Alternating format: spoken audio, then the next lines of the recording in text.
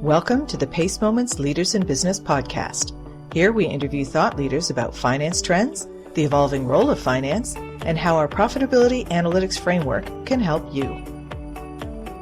Hello, everybody, and welcome to our latest episode of Leaders in Business. Today, it's my great pleasure to introduce Dawn Ringrose. She is Principal of Organizational Excellence Specialists, and she's the author of the Organizational Excellence Framework publication and the accompanying toolkit. She's been in this field since 1984. She's consulted to management in the areas that positively contribute to organizational performance and worked with organizations in a variety of industries, including the public, private, and nonprofit sectors. Several of these organizations have been recognized by National Excellence Award programs. She's received recognition from her peers with several awards and appointments. She's certainly an outstanding specialist and authority in this area. So without further ado, hello, Dawn. Thank you, Rafe. I'm just delighted to be here. Great. Well, again, thank you for taking the time to speak with me today. So I want to start off with perhaps the most basic but important question to set the foundation for our talk today, and that is, what exactly is an excellence model? Well, excellence models were first introduced back in the late 1980s and early 1990s, and they were on the basis of research that had been done on what's common to a high-performing organization. And so at that time, what they came up with was all the definitions of the principles that characterize a culture committed to excellence and all the best management practices that they used, including performance measures. And they went ahead and made those definitions and created excellence models. The first ones that were introduced were EFQM, Baldrige, the Canadian framework, and the Australian framework. And so it was just a beautiful collection of these principles and practices common to high-performing organizations, things that every leader should know. Good. And so who would be a typical user of an excellence model? I found that, in viewing those that have used them successfully and speaking to a vast number of leaders across sectors, I find that I've noticed, and I find that the leaders that use them are really progressive leaders. They're ones that don't mind operating with a flat organization. They appreciate how everything in the organization is a system, it's interconnected and interrelated, and everybody's got to be working towards a common aim, which is the organization's vision and delivering on the mission. So they're people that don't mind that kind of flat structure, and they're progressive in that they'll take a look at these models or want to make sure that they've got a really good solid management system in place, because these models are very robust and provide a really nice big umbrella under which most everything that we do in management or in improvement falls, so they're willing to take that on. And it's not like they're going to, implement it overnight, but they're willing to kind of see where they're at today, because chances are they've got a few of these practices already in place, but they're very intent on filling the gaps and then measuring their performance using a balanced system of measurement and staying the course, in terms of wanting to improve each and every year. Great. It's interesting that you often hear about the need to have a management system that aligns everyone's efforts and to achieve organizational goals, but how elusive it is to actually achieving that. So I'm sure it takes a certain type of organizational leader to actually implement these systems. It is, yes, you're absolutely right. Good. And these excellence models, are they updated or? Yes, they are. Because they're based on global research of what's common to high performing organizations, there's always an eye on trends and what's being discovered and validated in the research. And so they're updated accordingly. So they have evolved over time. I mean, what the excellence models looked like back in the late 80s is quite similar actually to what you see today. But if you take a look at them overall, I mean, in the work that I've done in the publication, I've pulled together all the principles and practices that are in these excellence models upon which all excellence models are based. And there's 9 principles, and there's about 100 best practices. But for a micro-sized organization, let's say with 1 to 25 employees, there's about 50 practices. So they're quite robust. And, the beauty of them is that if you're working as a business advisory professional or an excellence professional guiding improvement efforts, you can take a look at these practices. And first of all, they're organized in a chronological order in each key management area. So you get an idea of what to do first and then next. And it allows you to implement these practices in a very general fashion. So you've got them in place, using a good approach. But it also allows you to dive down deeper if you're in an organization that is fairly sophisticated, and they want to go the extra mile in certain areas and use more sophisticated tools and techniques. So that's the real beauty of it, is it's so robust and it offers you that flexibility. And for any organization, I mean, they want to be able to implement this in their own time frame and realize the improvement and continue, to improve and grow and get the real benefits, which is, of course, great results across the balanced system of measurement. Good. So, I think it's very impressive, and kudos to you for doing the research to see how you can improve performance models. Mm-hmm. And, it's certainly something that's quite important as management needs evolve. Are there any latest developments in excellence models that you come to mind? Yeah, I'll talk about a couple things. Is number one, the publication that I wrote. What it does is it takes the definitions of the principles and practices and it puts them all in one place. So you've got all these definitions there for people to reference, and so they better understand what these things are. But what I did was I filled a gap in the literature, and surprisingly enough, and it answers the most frequently asked question is, how do you implement this, And being a certified management consultant, this is what we do, So what I did was I added on to this body of work, a wonderful body of work, that describes these principles and practices, defines them, but I added to how do you implement these practices? And so I put the two together. And that has answered the most frequently asked question, how do you do this or how do you do that? And I think that it's been, a welcome resource. We can tell that too, because I put the resource on my website for free, and there's professionals in over 70 countries that have downloaded it. So there's interest in this, right?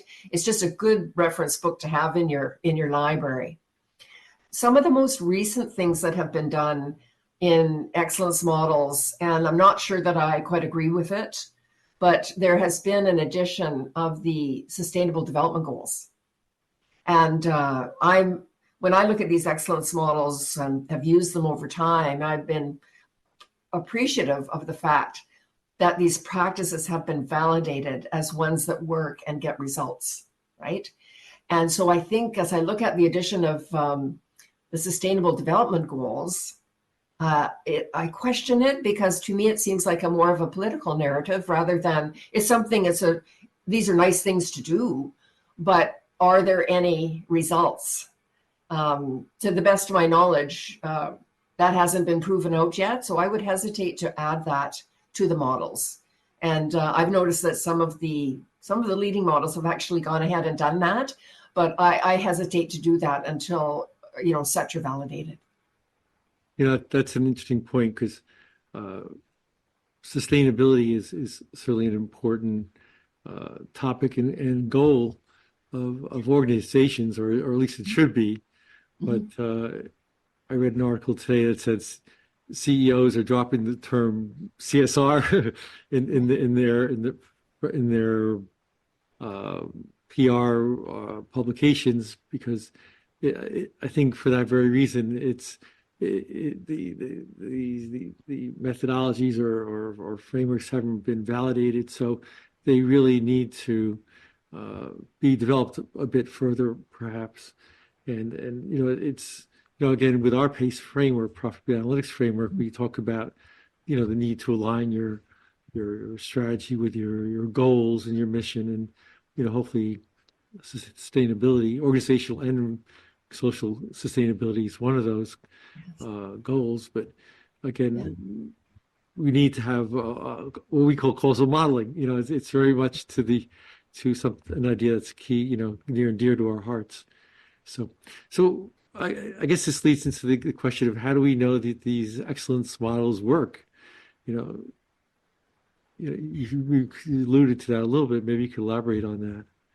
Yes, over the decades, there's been research done, global research that has been done, that has looked at the return on investment.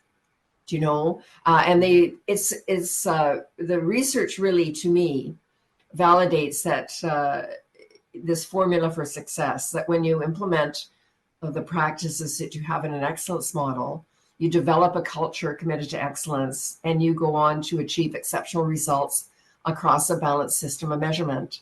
And this is indeed what the research supports, that a lot of the research has been done on various excellence models with organizations across sectors, different sizes of organizations.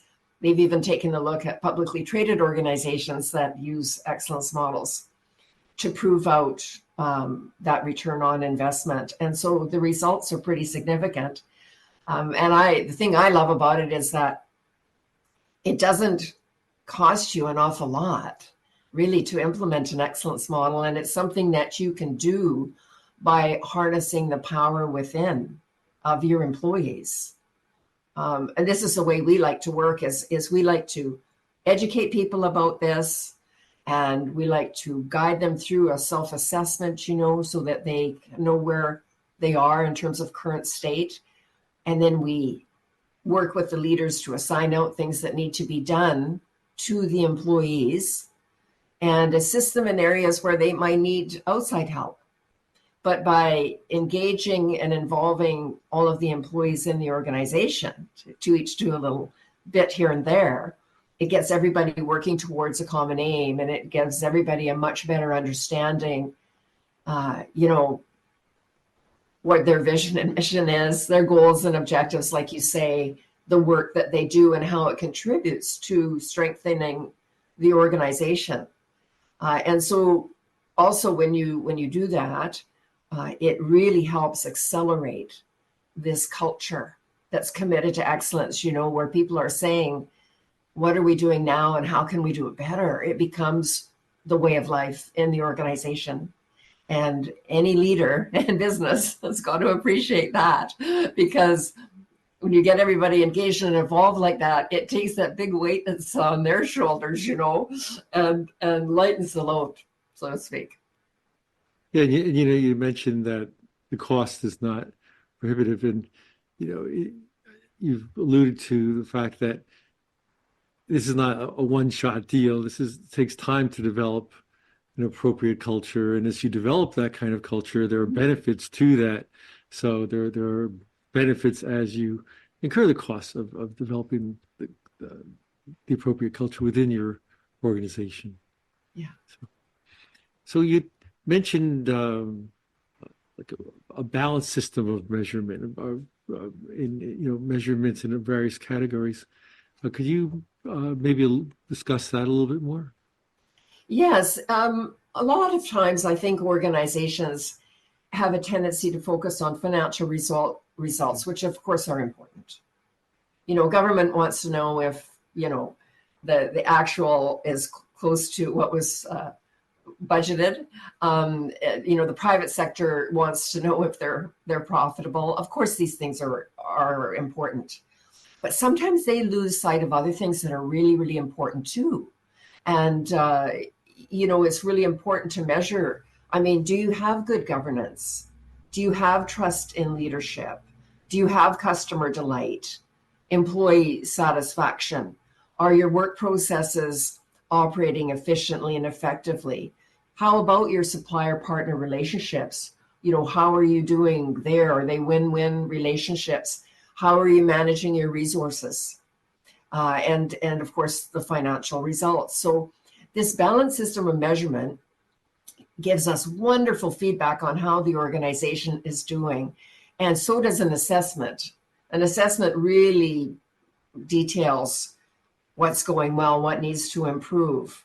And this ultimately helps leaders make better decisions. It gives them the information that they need to lead strategically and guide that organization in the desired direction. Yeah, that's so important. And even the management accounting profession, for example, for maybe 30, 40 years now, we've recognized the importance of having a balanced system of measurement, having looking at financial and financial measures, looking at leading and lagging indicators of performance. And, too many companies or too many folks look at just the financial statements that are issued for external financial reporting purposes, and it's a great saying that I love, which I'll repeat now, is like, managing your organization using your financial statements is like driving your car looking through the rearview mirror. It shows you where you've been, but not where you're going. And you really need that balanced system of measurements to really get the pulse of your organization and see where you're going and what you need to do to succeed. So that's certainly a critical thought there, critical point there. So with our one challenge at Pace that we have is raising awareness of our framework specifically, but more generally about the need for better costing practices, better management practices in general. And I'm wondering what's your experience in terms of the level of awareness about excellence models in the working population. Folks look at just the financial statements that are issued for external financial reporting purposes, and it's a great saying that I love, which I'll repeat now, is like, managing your organization using your financial statements is like driving your car looking through the rearview mirror. It shows you where you've been, but not where you're going. And you really need that balanced system of measurements to really get the pulse of your organization and see where you're going and what you need to do to succeed. So that's certainly a critical thought there, critical point there. So with our one challenge at Pace that we have is raising awareness of our framework specifically, but more generally about the need for better costing practices, better management practices in general. And I'm wondering what's your experience in terms of the level of awareness about excellence models in the working population. Yeah, this is why I do what I do. I think the global research has told us over time that only 10 to 20% of the working population is aware of excellence models, understands them, uses them. And that's pretty low, given that these models have been around since the late 1980s, early 1990s. And it's something that is really important to change. And to me, it's a huge opportunity cost if people don't know about excellence models and aren't using them and getting good results. And so the important thing is to make that information available to people so that they can apply it and use it and reap the benefits. And I think sometimes I ask myself, well, why is there low awareness? And I ask every audience I speak to, how many people in this room have heard about excellence models? And I invariably, it doesn't matter what the audience is, in any country, in any profession, it's 10 to 20% of the hands go up. So I've even validated it through my own, questions to various audiences. So not only in the literature, but I've also witnessed it. And I've asked myself, well, why is that? And because I think all these groups with their excellence models and excellence award programs and that sort of thing have been doing a good job in their various countries of trying to get the word out and trying to get, organizations to use them. But number one, I think that over time, people that work in this field have perhaps made it a bit too complex and expensive. So it's been the large size organizations that have had a tendency to use this. And what we've left out are all the micro, small, and medium-sized organizations that are 90% of any economy. Do you know? I don't see much evidence of this topic in the curriculum of our professional or our industry associations or in our colleges and universities. It's really, really quite rare. So those things alone are things that we need to change. And really, when you think about education, I think that you could teach this in high school to people, so they understand that there's something to being a high performing organization. Some of these people might be entrepreneurs. They might not be wanting to get a university degree, but boy, they sure want to start their own business. So why not get it off to a good start by putting the right things in place, first time. So this is, there's a real issue with awareness, and there needs to be much more work, done in that regard. And so that's what I've tried to do, actually, is I've tried to make it more simple, straightforward, time efficient, cost effective, number one, so that any size or type of organization can digest it. And I really try to get the word out there about these excellence models. And that over the last about 7 years or so, I've been doing that through the global index I've developed, inviting organizations to see how they measure up to an excellence model, and sharing kind of the aggregate results so that people become more aware and educated and have a better understanding about all of this and can use it to their advantage. But it's a huge, huge mountain to climb.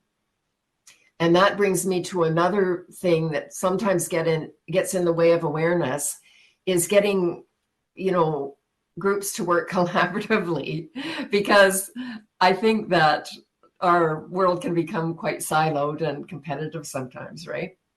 And while people are intent on, getting the message out about, let's say, a given excellence model or a given award program, that's all well and good.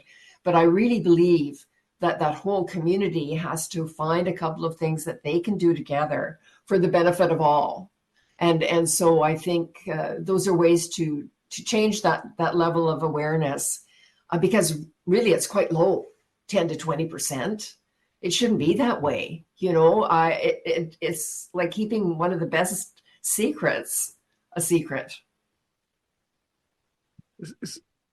So much of what you just said resonates with me, even in our own little corner of the world. And our PACE's whole mission is really about developing better information for internal decision support. And where do you start? Because the level of awareness is so low. It's probably, again, in that 10-15% range. We're interacting with practitioners, we're interacting with, senior level executives. We have an academic interest group, as you said. The curriculum, unfortunately, in many schools is out of date, doesn't prepare professionals adequately. And there's so much more that could be done by practitioners, by professionals to enhance organizational performance. So, I definitely feel your pain. I think we're striving are in parallel routes to help organizations really improve their performance. And then, your comment about large organizations perhaps being the ones that can afford some of these programs. When I was at IMA, I did many studies on practices and implementations of methodologies. And, it was the big companies, were always the most forward or advanced in their practices. The smaller companies really didn't need them. And it was the mid-market companies that, were needed the practices but couldn't afford them. They don't have the profit margins often of the larger companies, and so they really face the challenge. So what your approach to making implementation of excellence models more affordable, more straightforward, so smaller companies can use it, I think is a great approach, a great idea. So kudos on that. So one last question.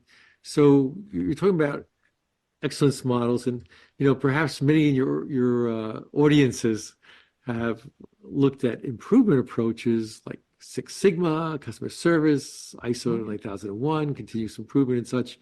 How do all of these various approaches compare to an excellence model? Well, this is the one thing that I just absolutely love about excellence models, is that they provide a nice big umbrella under which all these principles and practices fit. And there's touch points within it, for ISO standards, places where you can use Lean and Six Sigma. It's the whole mindset of continuous improvement that this supports.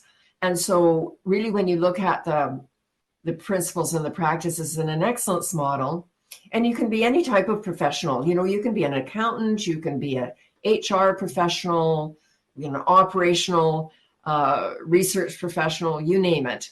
You can take a look at all of these principles and practices, and you can say, gee, here's an area where I have got great depth of expertise or experience. And that's a place where you can lend value. Let's say you're within an organization, or you're a consultant to that organization, an advisor.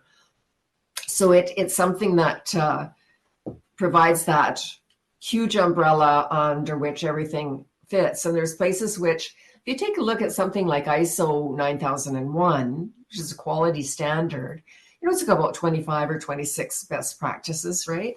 If it lines right up to an excellence model, there's touch points there. And same with Lean and Six Sigma. There are things that can allow you to dive down deeper into the work processes and improving those work processes. And so there are tools and techniques that are very, very helpful to you. So regardless of your profession, you're going to see things in the excellence model that you know a lot about and where you can add value. And that's, again, the beauty of working with people in the organization, throughout the organization, that are playing different roles, because they have the qualifications or the experience or the expertise to kind of add some value on things that might need to be done or strengthened. So you can really leverage the talent within. And if you need to work with external professionals, then they're there too to offer their expertise to help an organization on the road to improvement, and strengthening its performance. Yeah, I mean, I really like that idea that these excellence models can has all these touch points with these other improvement approaches. And it's very similar to the approach that we've taken at PACE, where you are a profitability analytics framework that that's methodology neutral, and all of these improvement approaches, all these costing methodologies, et cetera, can be incorporated into that.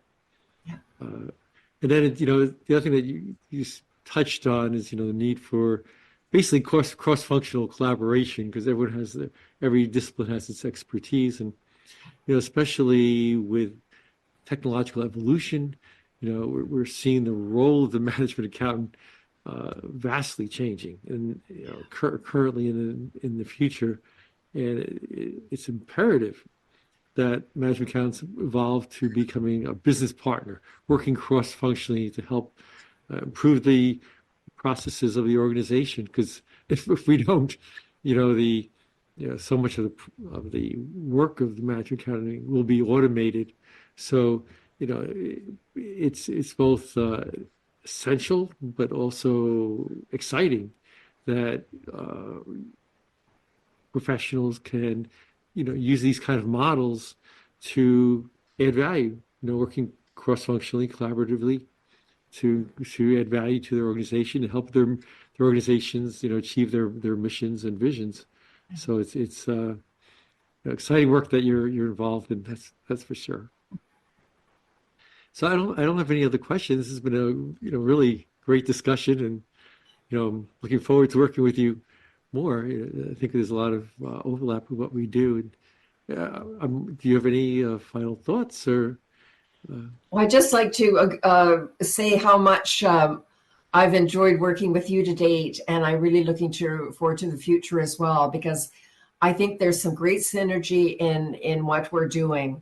And, we're both on a mission to educate audiences of, business professionals or the working population in a way that's going to benefit and strengthen the performance of their organizations. And I think that the work that you do complements, of course, what we do beautifully, and allows us to have a better understanding of particular things where we could dive down a little bit deeper with the expertise and the model that the practices and so forth that you offer. So I just think it's wonderful, and we're looking forward to hosting you too in one of our webinars coming up in the coming year, because we're Absolutely. excited about this collaboration and this exchange because of its great value to our respective audiences. Absolutely. And I think that's what we're both about, right? It is. Delivering value. We have to raise that bar above 10 or 15%.